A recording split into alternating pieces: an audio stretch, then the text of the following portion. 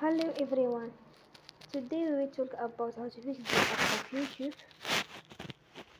You will go to settings, then we click on app.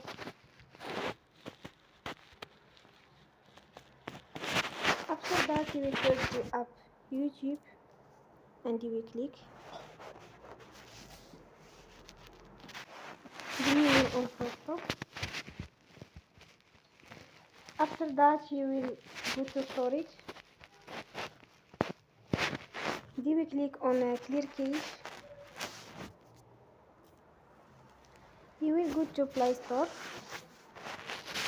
and you will update your app. Don't forget to support us by like and subscribe. See you next time and thank you for watching.